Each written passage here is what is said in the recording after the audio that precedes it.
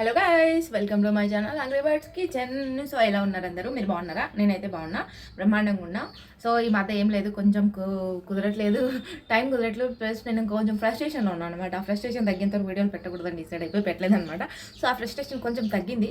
So ఇప్పుడు మళ్ళీ దాన్ని కంటిన్యూ చేసేస్తాను. ఆ ఫ్రస్ట్రేషన్ ఏంటనేది తర్వాత చెప్తా. సో ఇప్పుడు ముందుగా మన వీడియో ఏంటి అని అంటే వెజిటేబుల్ పలావ్, అంటే వెజ్ బిర్యానీ. కుక్కర్ ఏమంటారు తెలియదు, నేనైతే వెజ్ పలావ్ అంటాను. సో ఇది కుక్కర్లో 10-15 నిమిషాలు అయిపోతుంది.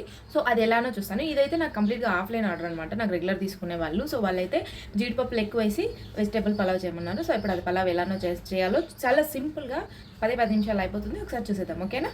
సో ముందుగా మనం దాంట్లోకి వెళ్ళే ముందు ఎవరైతే నా ఛానల్ని ఫస్ట్ టైం చూస్తున్నారో ప్లీజ్ ఒక లైక్ చేసి, షేర్ చేసి, సబ్స్క్రైబ్ చేసుకోండి. సో పదా, లెట్స్ గో. సో ఇప్పుడు మనం ముందుగా దీనికోసం స్టవ్ వెలిగించి, ఇది వచ్చేసి 3 లీటర్ల కుక్కర్ అనమాట. నేను ఒక పార్సల్ కాబట్టి ఈ కుక్కర్లో పెడుతున్నా. సో 3 లీటర్ల కుక్కర్ పెట్టేసుకోవాలి.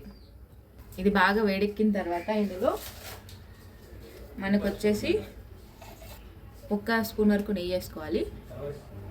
1 స్పూన్ నెయ్యి వేసుకోవాలి, అలానే 1 స్పూను ఆయిల్ వేసుకోవాలి. అంటే మనకు అవన్నీ వెజిటేబుల్స్ అన్నీ వేగాలి కాబట్టి.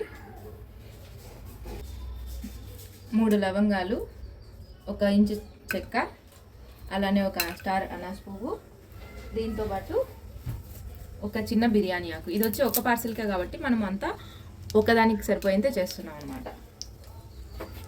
ఇవి కొంచెం లైట్గా, ఎక్కువ ఏం వేగాల్సిన పర్లేదు, లైట్గా వేగిన తర్వాత దీంట్లో 1 చిన్న మీడియం సైజు ఆనియన్,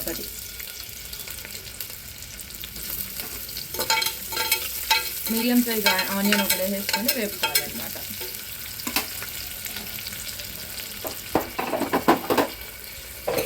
ఇవి మరీ ఎక్కువ రోస్ట్ చేయకుండా కొంచెం ఎర్రగా కలర్ మారేంత వరకు వేసుకోవాలన్నమాట. ఎర్రగడ్డలు చూసారా, కొంచెం లైట్గా పింకిష్ కలర్ లాగా వచ్చినాయి కదా. సో ఇప్పుడు ఇందులోకి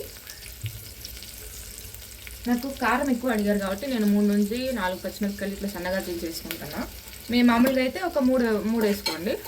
ఇది 4 నుంచి 5 కారం ఉంటాయి కాబట్టి నేను 4 నుంచి 5 మిరపకాయలు వేసుకున్నా. వాళ్ళు కారం తింటారు కాబట్టి. సో మీరైతే 3 వేసుకోండి. సో ఇది ఒక 2 నిమిషాలు వేగిన తర్వాత కొంచెం పచ్చిమిరపకాయలు ఇవన్నీ ఒక 2 నిమిషాలు వేగిన తర్వాత ఇందులోకి 1/2 టీ స్పూన్ అనుకోండి, అర టీ స్పూన్ అయితే 1, టేబుల్ స్పూన్ అయితే 1/2 వేసుకోండి.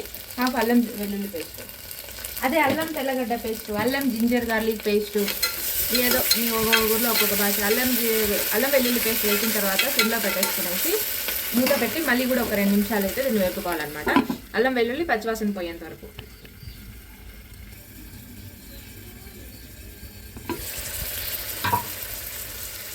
మనకు అల్లం వెల్లుల్లి పచ్చివాసన పోయేంత వరకు వేగిపోయింది కదా, చూసారంటే మనకు కొంచెం ఇది వేగింది అని ఎలా తెలుస్తుందంటే కొంచెం కలర్ మారుతుంది అనమాట. మనం వేసినప్పటికీ తర్వాతకి కొంచెం కలర్ వస్తుంది, అప్పుడు మీకు అది వేగినట్లు అర్థం అనమాట. సో ఈ విధంగా వేగిన తర్వాత 1 కప్పుకి వచ్చేసి క్యారెట్, బీన్స్, ఉర్లగడ్డ వేస్తాను, అదే ఆలు.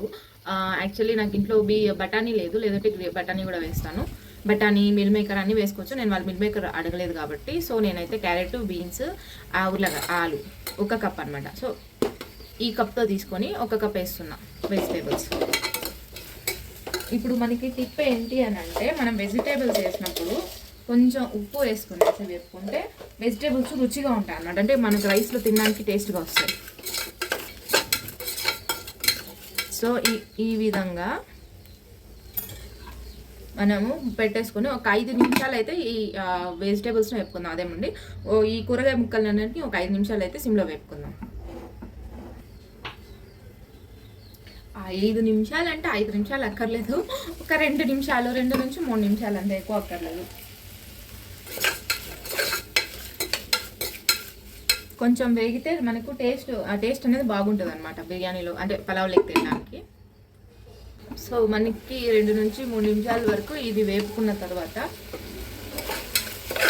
కొంచెం లైట్గా కలర్ అయితే మాట, అంటే కొంచెం ట్రాన్స్పరెంట్గా అవుతుంది చూడండి. కొంచెం లైట్గా వేగినట్టు మనకు అర్థమవుతుంది. ఒక 2 నిమిషాలు అలా మూత పెట్టేసి ఒక కుక్కర్లో వదిలేసేయండి.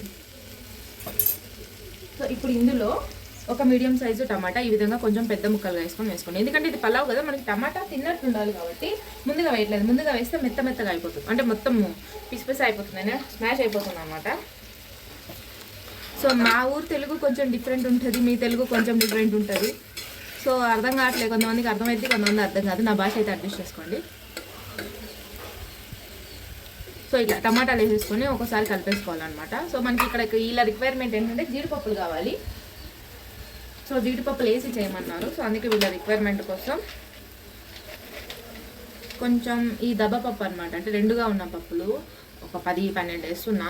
వీళ్ళ రిక్వైర్మెంట్ కాబట్టి వేస్తున్నా అనమాట. మామూలుగా అయితే వేయను, వేస్తే బాగానే ఉంటుంది, ఎన్ని వేయాల్సిన పని లేదు, ఒక 2-3 వేసే చాలు.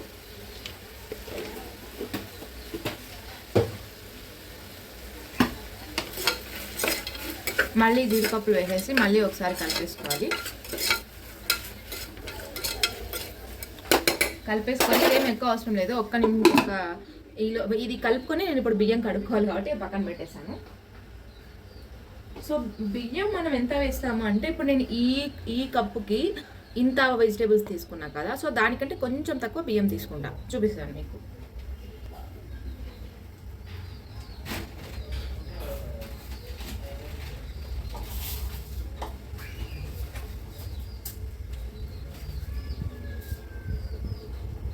సో చూసారంటే నేను ఇది అంటే మనం వెజిటేబుల్స్ ఇక్కడ వరకు ఉన్నాయి కదా, సో కొంచెం ఒక రవ్వ తక్కువ బియ్యం అయితే తీసుకున్నాం. ఇప్పుడు దీన్ని కడిగేసి దీనికి వేసుకుందాం. సో నేను బియ్యం అయితే కడిగేసాను. ఇప్పుడు దీంట్లో వేసేసుకొని కడిగేసుకున్న బియ్యాన్ని నేను ఇదే కప్తో కొలత వేసుకుంటాను, ఎందుకంటే నాకు మెజర్మెంట్ కరెక్ట్గా ఉంటుంది కాబట్టి. సో బియ్యం వేసుకున్న తర్వాత కొంచెం మంట మీడియం ఫ్లేమ్లో పెట్టేసుకొని మళ్ళీ ఒకసారి ఒక్క నిమిషం వరకు బియ్యం అయితే వేపుకోండి. వేపుకోవడం వల్ల ఏమవుతుందంటే బియ్యంకి బాగా టేస్ట్ వస్తుంది, అలానే మనకు పొడిగా కూడా అవుతుంది అనమాట. సో ఈ విధంగా కలిపేసుకోవాలి. అండ్ ఇంకొకటి మెయిన్ దీంట్లో మనం మర్చిపోయినాము, ఇంతకుముందే వేయాలి. సో ఒక 1/2 స్పూన్ వరకు ధనియా పొడి, ఇది వేయించి ఇంట్లో చేసిన ధనియా పొడి అన్నమాట.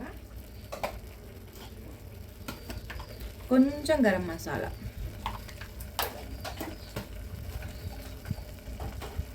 అలానే కొద్దిగా చికెన్ మసాలా, ఇది ఆప్షనల్, మీరు కావాలంటే వేసుకోవచ్చు, లేదంటే లేదు. నేనైతే ఇది వేసాను, టేస్ట్ బాగుంటుంది అనమాట. కొద్దిగా ఎక్కువ ఏం అక్కర్లేదు. ఇప్పుడు అదంతా వేపుకునే, ఇదంతా ఒక నిమిషం పాటు వేపుకోవాలి.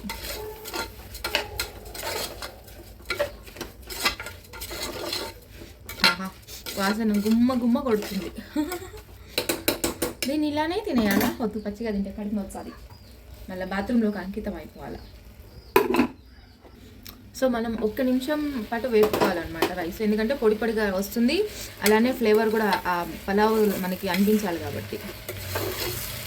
సో ఇప్పుడు మనకి కొలత వచ్చేసి 1కి 1.5, అంటే 1 కప్పు రైస్కి 1.5 కప్పు నీళ్ళు, 1/2.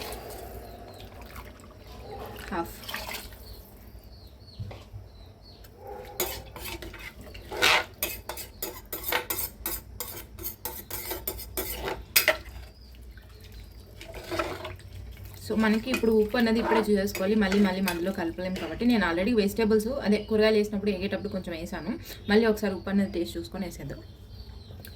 కొంచెం తక్కువ అయింది.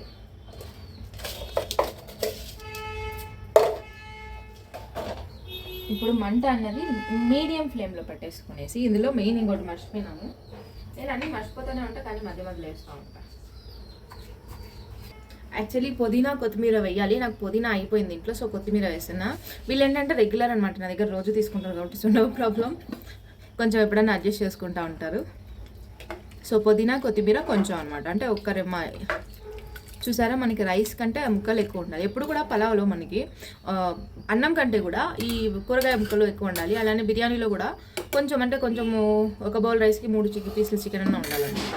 ఇప్పుడు దీనికి అన్నీ సరిపోయాయి, ఉప్పు కారం మనం వేయాల్సిన మసాలాలన్నీ వేసాము. సో ఇప్పుడు మూత పెట్టేసి కుక్కర్ ఒక 2 విజిల్లు వచ్చేంత వరకు ఉడికించుకోవాలి. మంట అనేది పెద్ద మంటలో పెట్టుకోకండి, చిన్న స్టవ్ మీద పెట్టుకోండి, ఓకేనా. ఇది వచ్చి మనకు 2 విజిల్స్ రావాలి. సో మనం కుక్కర్ మూత అయితే పెట్టేసాము. సో ఇది వచ్చేసి 2 విజిల్లు వచ్చేంత వరకు వెయిట్ చేయాలి కాబట్టి, విజిల్ వచ్చేసిన తర్వాత పూర్తిగా చల్లారిన తర్వాత ఒకసారి కలిపేసుకొని ప్యాక్ చేసేయడం అంతే. చాలా సింపుల్ కదా. ఇదైతే నేనైతే మామూలుగా నెయ్యి జీడిపప్పు అవి వేయకపోతే 120 రూపీస్కి ఇస్తాను. నెయ్యి జీడిపప్పులు అది వేస్తే 150కి ఇస్తాను, ఆఫ్లైన్ అనమాట. సో మీరు జొమాటో కానీ స్విగ్గీలో కానీ పెట్టుకోవాలంటే 170 నుంచి 180 వరకు పెట్టుకోండి. అంటే ఒక బాక్స్ రైస్, ఒక బాక్స్ అంటే మీరు 750 ml ఇవ్వచ్చు. 750 ml ప్లస్ రైతా కొంచెం ఇచ్చేయచ్చు. రైతా చాలా ఈజీ, సింపుల్గా మీకు ఒకే ఒక నిమిషంలో రైతా ఎలా తయారు చేయాలో నేను ఇంకొక వీడియోలో అయితే చూపించేస్తాను. ఓకేనా, ఇప్పటికైతే పలావ్ చూపించేస్తాను. సో దీని ప్రైస్ వచ్చేసి మీరు 180 వరకు పెట్టుకోవచ్చు, 180 రూపాయల వరకు పెట్టుకోవచ్చు. 750 ml బాక్స్ అనమాట. అలానే మీరు ఆఫ్లైన్ అమ్మాలనుకుంటే 150 వరకు అమ్ముకోవచ్చు. ఓకేనా. సో ఇది కుక్కర్ విజిల్ వచ్చిన తర్వాత ఓపెన్ చేసి మీకు చూపిస్తా. ఫైనల్లీ మన రైస్ అయితే వేడిగా ఉంది, కాలిపోతుంది, చేయి పెట్టారడనా. సో పూర్తిగా చల్లారిన తర్వాత మన rice ready. Vegetable biryani, pulao అంటారో బిర్యానీ అంటారో అది మీ చాయిస్. సో ఇప్పుడు దీని రైస్ని అంతా ఒకసారి కలిపేసుకుందాం.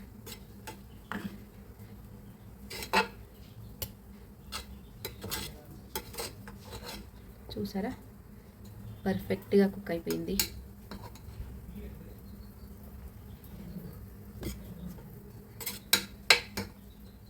మనకు ముద్దకి వెజిటేబుల్స్ తగులుతాయి, అర్థమైందా. సో ఇప్పుడు ఇది వచ్చేసి నేను ప్యాక్ చేస్తున్నా. ఇది ఆఫ్లైన్ కాబట్టి నేను డబ్బాలో అయ్యాను. సో వీళ్ళు రెగ్యులర్ తీసుకుంటారు కాబట్టి నేను ఇది వచ్చేసి 7x9 కవర్ అనమాట. సో దీంట్లో కొంచెం ఫుల్గా పెట్టేస్తాను.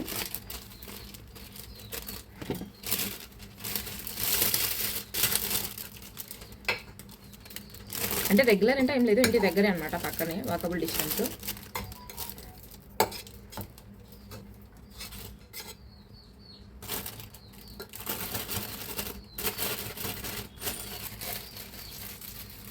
సో దీన్ని వేడి మీద సీల్ చేసేస్తే మనకి లాక్ అయిపోయింది అనమాట.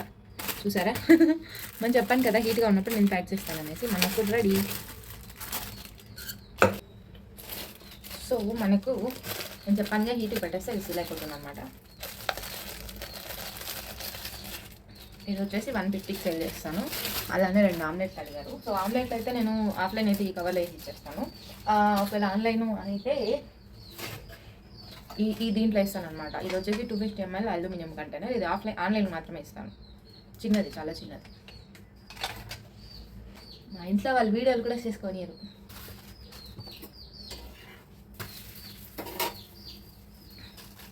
సో నేను ఇన్ని రోజులు వీడియోలు చేయకపోవడానికి కారణం ఏంటి అని అంటే మీ వల్లే. సో మీరంటే మీరు కాదు, కొంతమంది వల్ల అనమాట. సో నేను చాలా సఫర్ అయ్యాను. సో అందుకే నాకు బీపీ వచ్చేసి అన్నీ కూడా కొన్ని రోజులు ఆఫ్ చేసేసి కొంచెం దూరంగా ఉన్నామని చెప్పేసి డిసైడ్ అయిపోయినాను అనమాట.